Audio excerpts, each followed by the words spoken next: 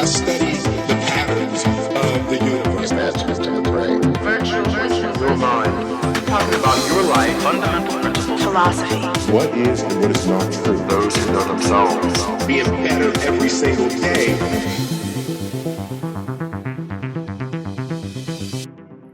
Hi again, and welcome to another episode of the Think Grow podcast, where personal development meets real life. I'm your host, Ruben Chavez, also the founder of the Think Grow Prosper brand and website, thinkgrowprosper.com.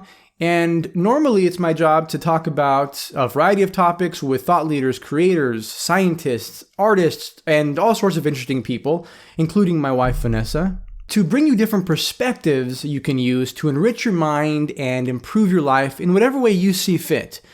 Today, I wanted to change gears a little bit and just talk with you one-on-one about a topic that I haven't talked about much, and that is the topic of disagreement. Disagreement is fascinating to me, especially when I observe various people whom I admire disagree with each other. That's something that I pay a lot of attention to and spend an unusual amount of time trying to sort out the apparent disagreements in the fields of personal development and philosophy and nutrition and even politics. And so, as someone with a temperament that's not really geared toward confrontation, disagreement and confrontation and argument is kind of almost a taboo subject for me in some ways, even though that sounds a little bit odd to frame it that way. But I do love studying it. And obviously, in my personal life, I have experience with it too, because everyone does. And the truth is, there is value in disagreement. We often try to avoid disagreement because we think it's a negative thing. But the truth is, disagreeing can be frustrating, but there's also great value in it.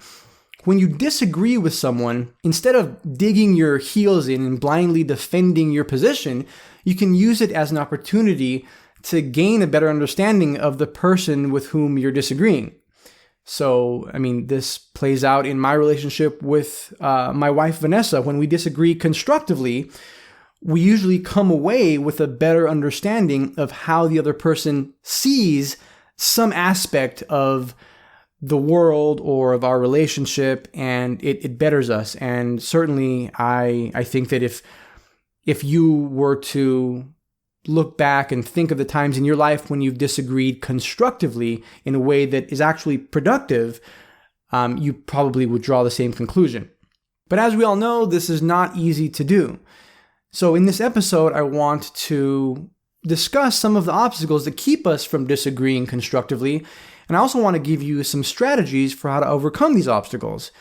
And I want to talk about 4 main obstacles in this episode. The first one is not taking the time to truly understand the other person's side, the other person's point of view.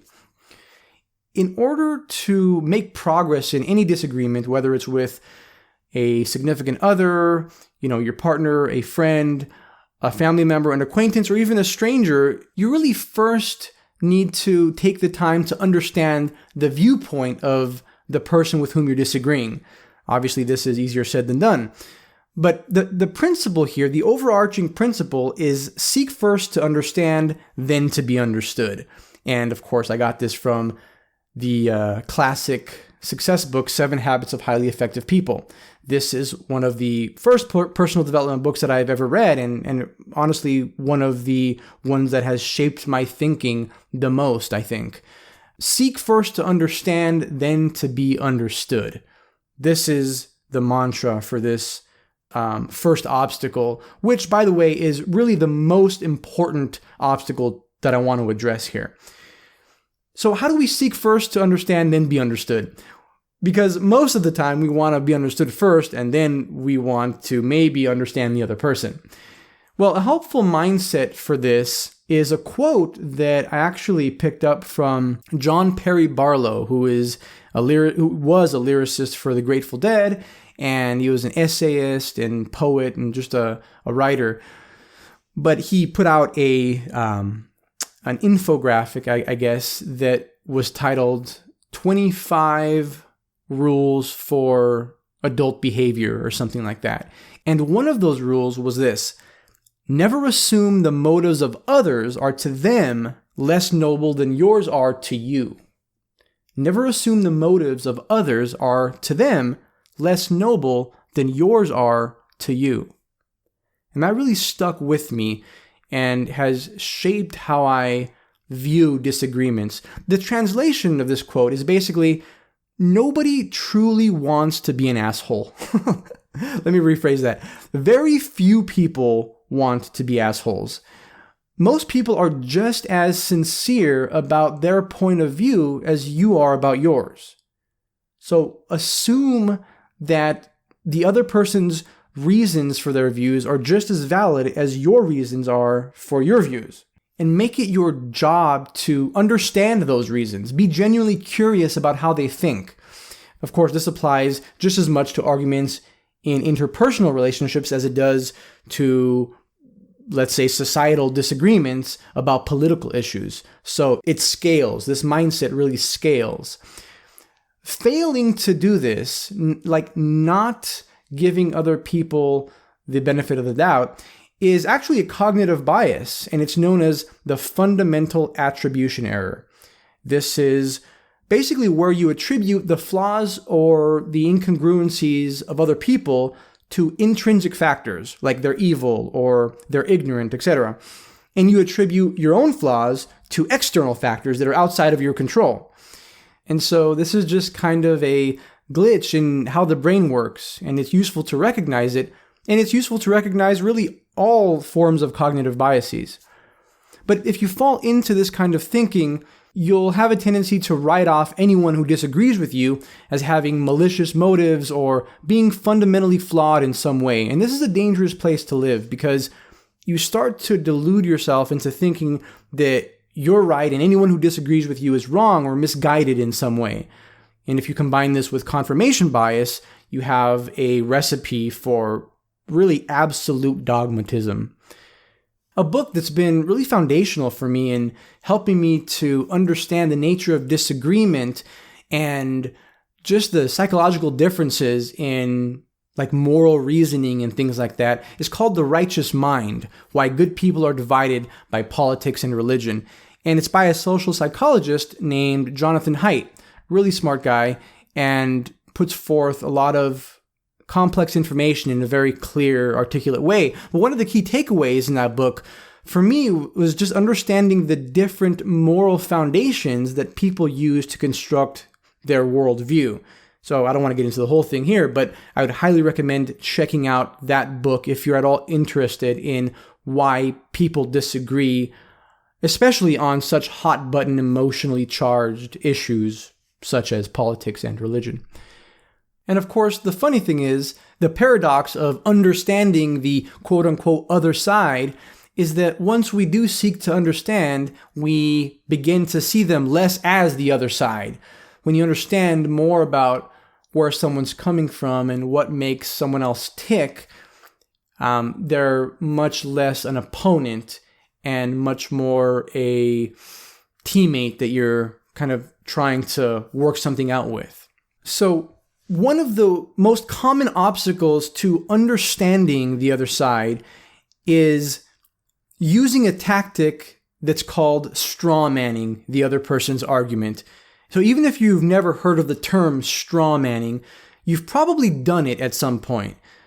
This is the most pervasive argumentation tactic, and it's really not a good one because it kind of destroys trust and also just confuses the whole argument. Straw manning is when someone presents an argument or a viewpoint, and instead of addressing the real issue, instead you dumb down their argument and attack the weakest version of their argument. And it's called straw manning because it's easy to knock down a figure or a structure that's built of straw. So here's a simple example of straw manning that often happens in a child-parent relationship. So the kid says, "Hey, Mom, Dad, can I go to this concert?" And the parent goes, "No, it's too far away." And the kid goes, "Well, but all my friends are going." And of course, the parent responds by saying, Well, if all your friends jumped off a bridge, would you jump off a bridge too? This is an example of a straw man argument because obviously the child's true argument isn't that he would blindly follow his friends wherever they went. It's actually that by not being allowed to go to the concert, he would feel left out and not part of the group, something like that.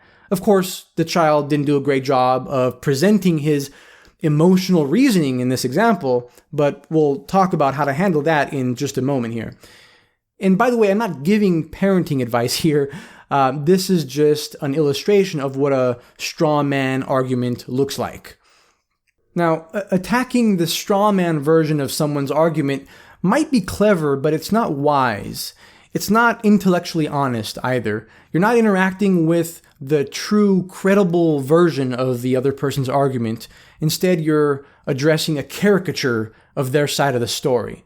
And by doing this, you might win the battle, but you're going to lose the war. And in your interpersonal relationships, people will grow to resent you over time if you continue to do this. So in the long run, you're really just shooting yourself in the foot. So my biggest advice here is resist the temptation to attack the straw man. Instead, demonstrate to the person that you're arguing with that you truly understand their side. Make them feel heard.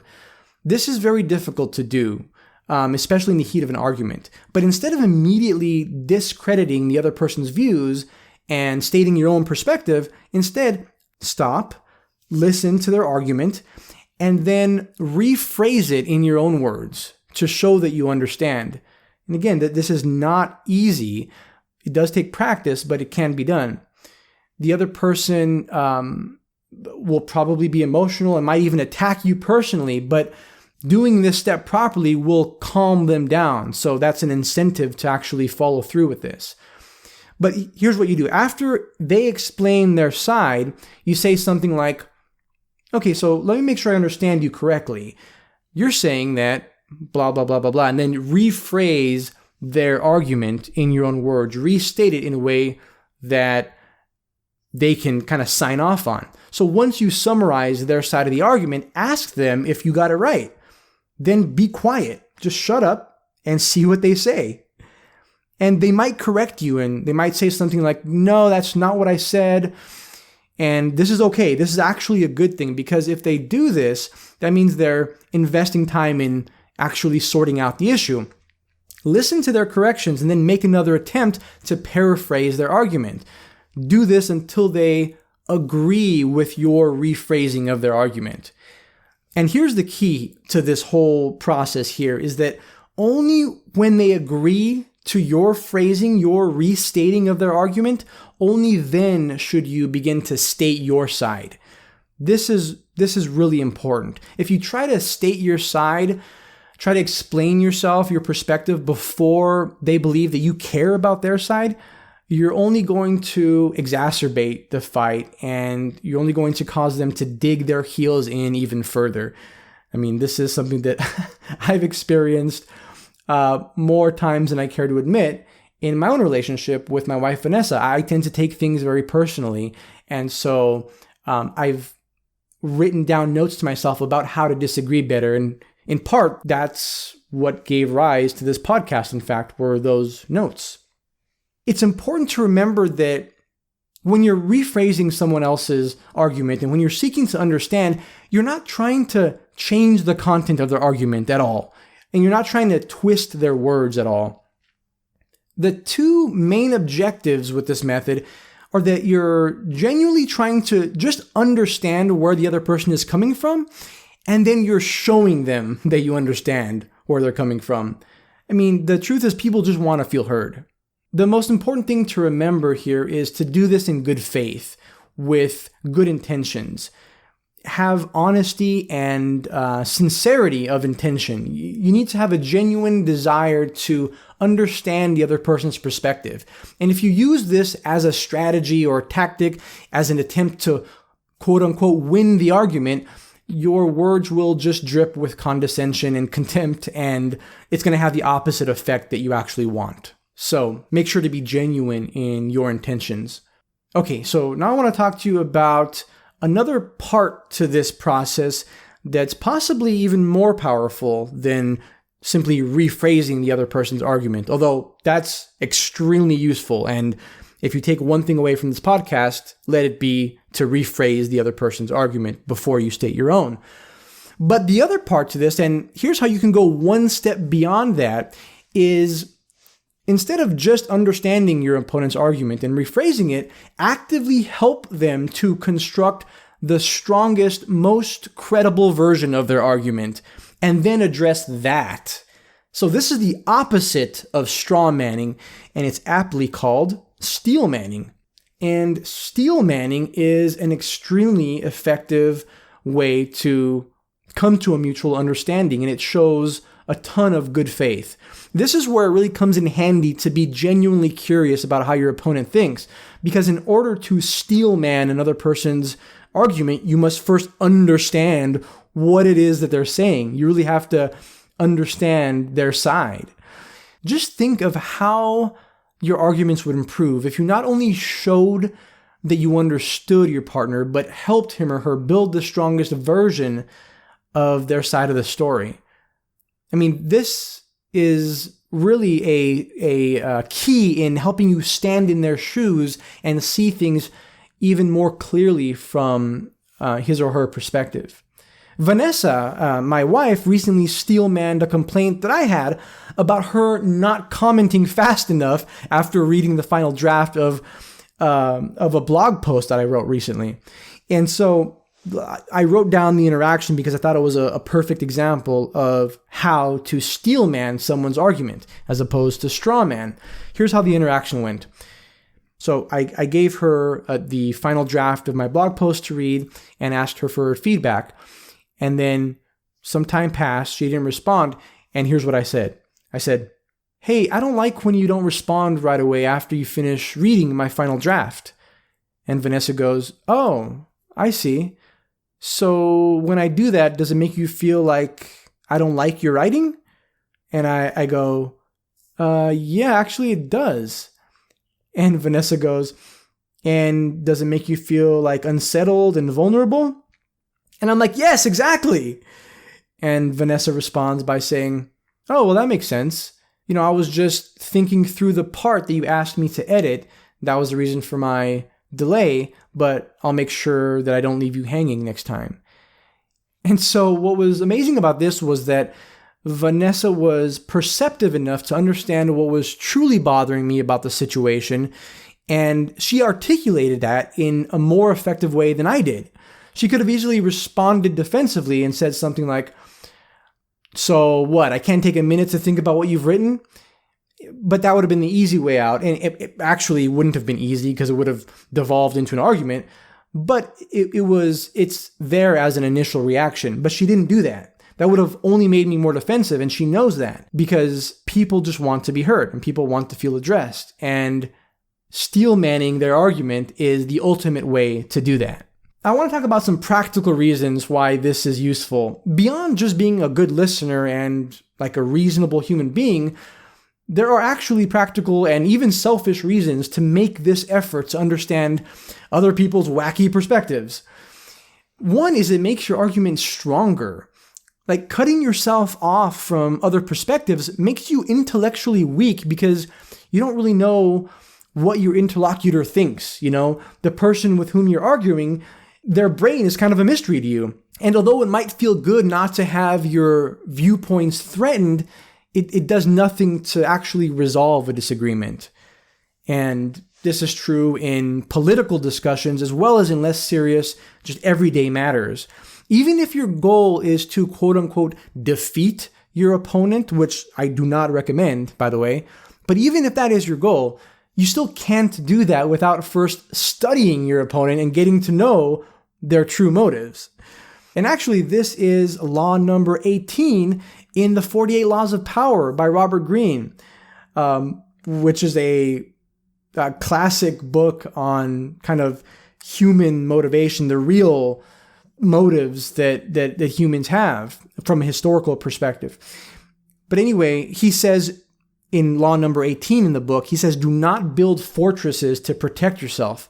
Isolation is dangerous."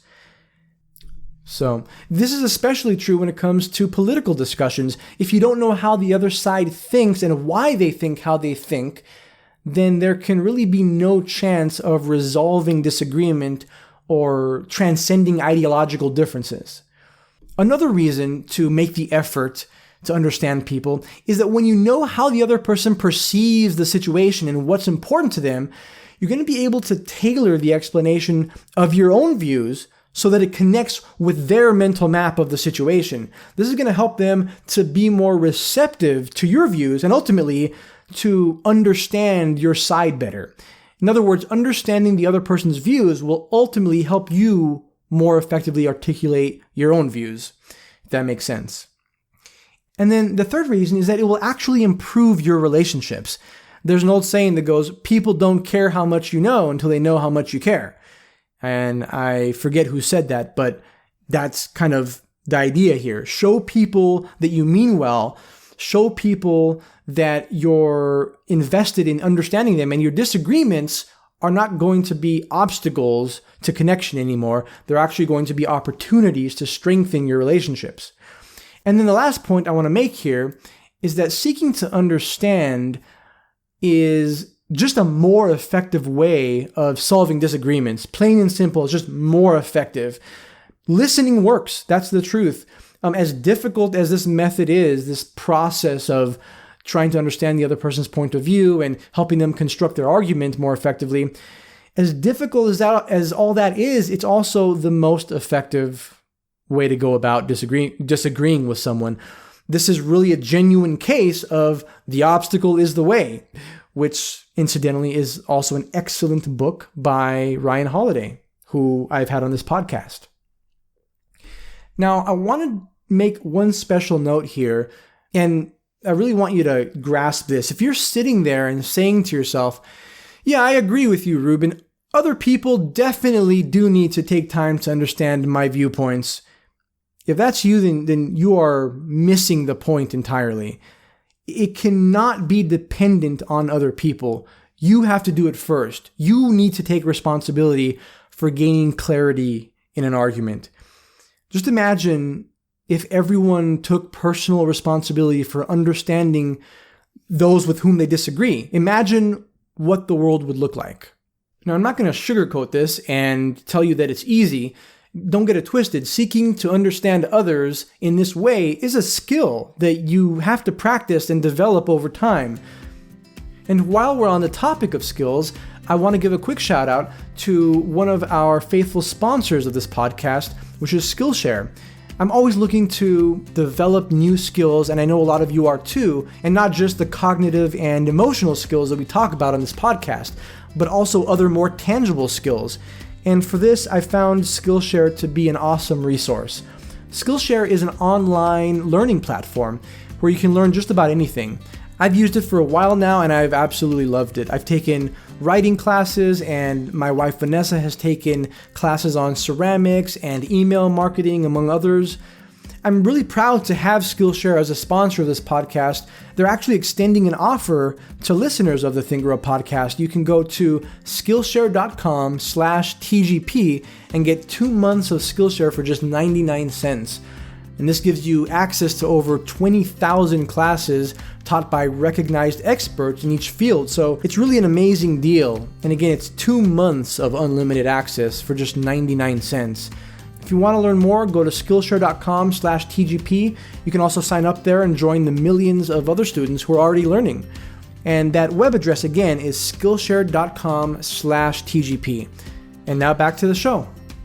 Okay, so the second obstacle to disagreeing constructively is making the disagreement personal. When we attach our identity to a mental position, and then that mental position is attacked, we feel that we are being attacked personally. Now, of course, our true identity can't be contained in a mere mental position, but the illusion that it can is the source of what many spiritual teachers call the ego. When ideas that we perceive to be part of who we are become threatened, then we fervently defend those ideas as if our life depended on it. And indeed, the life of our ego does depend on it in a sense. So the idea here is to separate yourself mentally from your beliefs and your views. These aren't actually who you are. On a deep level, you're not actually your thoughts or your opinions or even your beliefs. And hearing that for the first time, you might ask, well, then who am I, if not my thoughts? And the answer is something like, well, you are that which is aware of your thoughts. You are the consciousness surrounding your beliefs and opinions. You are the space in which those things exist. You are the one who perceives your thoughts. Now, if this sounds wacky to you, you're not alone. This is a fairly deep spiritual concept, and although I learned it years ago, I'm really just now beginning to grasp the profound implications that it has. So I really recommend meditating on this idea a bit, and you might gain some clarity. I also recommend reading The Power of Now and A New Earth by Eckhart Tolle if you want more in-depth explanations about this concept. These books have really helped me to understand the spiritual aspect, I guess you could say, of disagreement and of things not going your way. But the main point here is to understand that you can still have opinions. They just don't need to be bound up in your identity, in your conception of who you are. Your beliefs, your opinions, your assumptions, they don't need to be personal. You need to get to the point where you can say, there's the belief, and here I am observing the belief. See, another problem with identifying with your thoughts and beliefs is that if at some point you realize that you are in fact wrong about something, it's extremely difficult to change your position. Your ego asks, who am I if I am not my thoughts and opinions? And then you become trapped. And this is why most people who have built their careers on a particular dogma have no incentive to change their minds about it. When I was in my late teens, early 20s, I changed my beliefs and behaviors in relation to how I ate literally overnight. I was trying to cure my acne and ended up stumbling on an internet forum and different websites that were talking about how bread and sugar and dairy and highly processed foods were all contributing to my pimples. And at the time, these kinds of foods were staples in my diet. It's just how I ate. But as soon as I learned that avoiding them could help clear up my skin, I cut them out of my diet immediately. I barely gave it any thought. And looking back on this experience, I realized that I had the advantage of not having a huge emotional attachment to food and also not being old enough to where I was already set in my ways. I was still young, and I really hadn't made food a part of my identity in any meaningful way. So that's an example of how easy it can be to change your thoughts and attitudes about something if in fact you haven't attached an identity to it. Okay, so obstacle number 3 in disagreeing constructively is not questioning your own beliefs or viewpoints. A mindset that has helped me here and that I think can help you to be less attached to your beliefs is simply realizing that you may not know as much as you think you do, that it's possible that you could be wrong about your views or at least not be considering the whole picture. A mantra that I have playing in the background of my mind is be open to being wrong.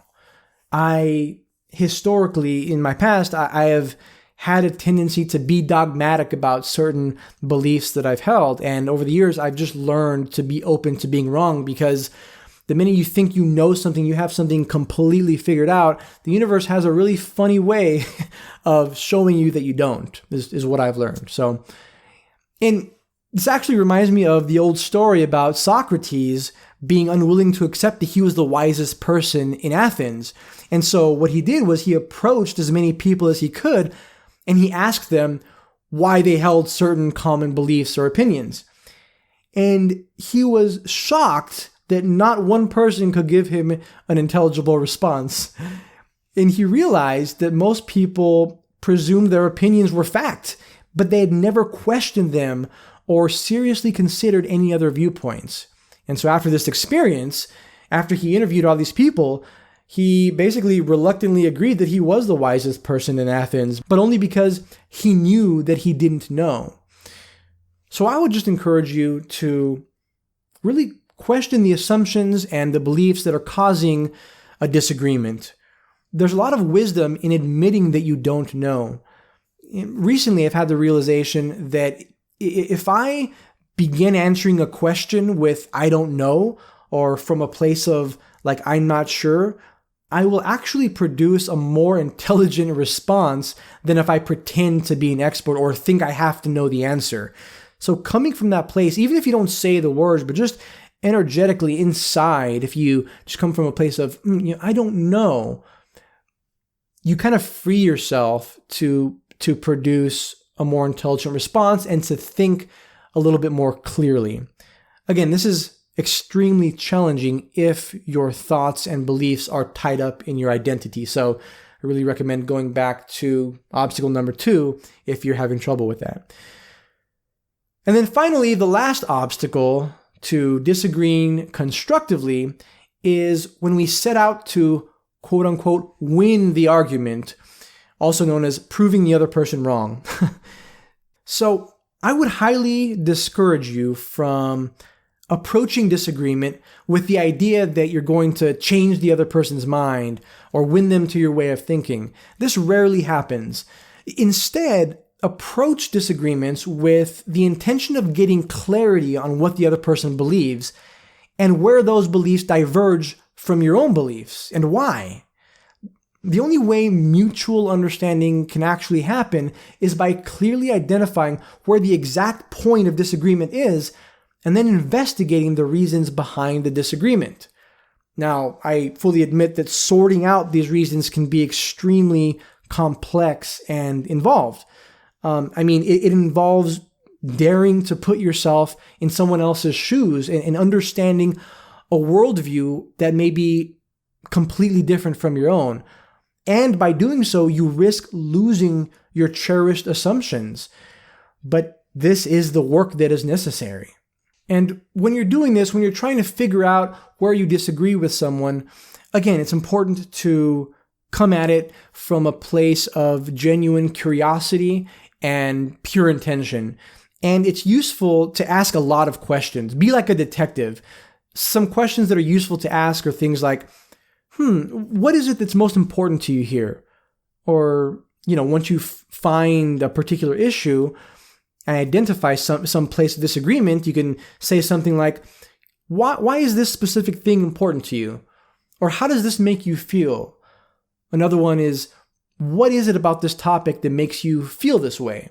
Things like this. It depends on the situation, but wording things in a way that shows good faith, that shows you're operating with good intentions, is going to help open up the other person to sharing with you their true beliefs and even the beliefs behind the beliefs, the underlying reasoning that may be purely emotional. And if you can get to that, then at least you can be honest about what it is that you're arguing about. But the bottom line is that you will not arrive at a mutual understanding by defending your views at all cost. And you also won't get there by ignoring your differences. But the middle way is to understand the other person's views. And only when you understand the other side can you make progress in disagreements.